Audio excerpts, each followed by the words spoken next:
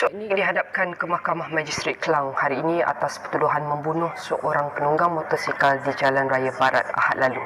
Tertuduh R. Sakti Ganapati, 28 tahun yang tidak diwakili peguam, mengangguk faham selepas pertuduhan memandu di bawah pengaruh alkohol dan dadah sehingga menyebabkan kematian mangsa Allahyarham Amirul Hafiz Omar dibacakan di hadapan Magistrate Arkatiyani. Perincian lanjut bersama rakan tugas Ashraf Malik di Mahkamah Magistrate Kelang. Baik, terima kasih rakan tugas di Pusat Penyiaran Asia Bukit Jalil. Baik, Dina Rosman, ini perkembangan terkini yang saya dapat bawakan daripada Mahkamah Magistrate Kelang. Pertama sekali, bagi kes membabitkan pemandu disyaki berada di bawah pengaruh alkohol dan dadah yang menyebabkan seorang penunggang motosikal maut. Kes ini dipinda kepada Seksyen 302 Kanun Kesesaan dari Seksyen 44-1 Akta Pengangkutan Jalan 1987. Jadi tertuduh Sakti Ganapati Ravin Chandran didakwa menyebabkan kematian Amirul Hafiz Omar dalam kejadian pada 29 Mac lalu. Jadi jika kesabit kesalahan, ia memperuntukkan hukuman mati atau penjara tidak kurang 30 tahun dan tidak melebihi 40 tahun serta sebatan jika tidak dijatuhi hukuman mati. Bagaimanapun, tiada pengakuan direkodkan daripada tertuduh kerana kes itu berada di bawah bidang kuasa Mahkamah Tinggi. Dalam prosiding sama, tertuduh turut berdepan pertuduhan berasingan berkaitan dadah jenis benzo dan THC. Bagi kesalahan itu, tertuduh mengaku bersalah di bawah Seksyen 15-1-A Akta Dadah Berbahaya 1952 yang membawa hukuman denda tidak melebihi RM5,000 atau penjara sehingga 2 tahun. Jadi berdasarkan ada satu sidang media tadi yang dikendalikan oleh Peguam Pemerhati, kes yang dibawa ke Mahkamah Magistrate Kelang hari ini hanyalah untuk sebutan awal. Bidang kuasa sebenar adalah di bawah Mahkamah Tinggi Kelak. Jadi tarikh sebutan seterusnya ditetapkan pada 3 Jun nanti dan untuk tempoh 2 hingga 3 bulan ini akan digunakan untuk melengkapkan dokumen dan mendapatkan kebenaran untuk mendakwa. Jadi sebentar tadi pada sidang media itu juga ada juga balu kepada Allahyarham iaitu Nur Nadia Abdul Majid.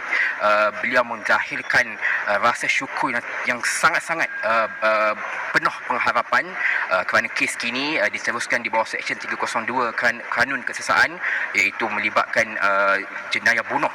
Jadi selain itu beliau juga ada berkongsikan tentang bagaimana dalam beberapa hari kebelakangan ini selepas hilang tempatnya berlaku harap, bagaimana hilangnya insan, seseorang insan yang selama ini menjadi tempat untuk menimba kasih sayang. Jadi beliau menceritakan bagaimana anak cahaya matanya pada malam 2-3 malam kebelakangan ini memeluk baju-baju arwah dan untuk melepaskan sedikit rindu, dan juga mereka juga dibawa ke kubur. Katanya ini adalah kali pertama anak-anaknya dibawa ke kubur dan mereka kata ayah ada di dalam. Jadi itu dapat melihat rasa sebab daripada balu kepada Allahyarham.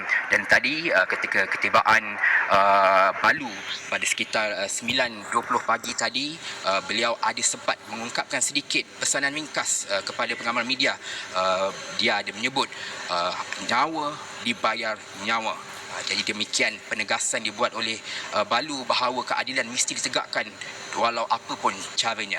Jadi setakat ini sedikit perkembangan yang saya dapat bawakan oleh Mahkamah Magistrate daripada Mahkamah Magistrate Kelang. Saya kembali semula kepada rakan setugas Dina Rosman. Ashraf, baik, mungkin boleh kongsikan bagaimanakah keadaan di mahkamah ketika ini? Adakah kita lihat keadaan terkawal ataupun keselamatan itu diperketatkan? Mungkin boleh kongsikan. Alright, baik. Keadaan ketika ini sudah sedikit lengang. Pengamal media rata-ratanya sudah beransur pulang. Namun ketika ketibaan tertuduh pada pukul 8.30 pagi tadi, keadaannya agak hiruk pikuk di sini. Ramai pengamal media yang sudah sedia menunggu di lobi Mahkamah Magistrate ini untuk menanti ketibaan tertuduh. Kita lihat kes ini mendapat liputan yang meluas kerana ia melibatkan bagaimana seorang pengguna jalan raya kehilangan nyawa dalam sekelip mata tanpa diduga. Ini adalah insan yang mempunyai memori, mempunyai insan tersayang yang menunggu di rumah yang menjadi tempat bergantung harap. Dan selepas itu tertuduh dilihat diiringi oleh beberapa anggota polis sambil mengenakan baju t-shirt berkolor putih dan juga digari, kemudian dibawa ke bilik magistrate untuk proceeding. Jadi itu sedikit sebanyak suasana yang saya dapat gambarkan di magistrate Kelang pada pagi tadi, dan keadaan ketika ini tenang dan proceeding juga sudah selesai. Bina Razman. Baik, terima kasih Ashraf atas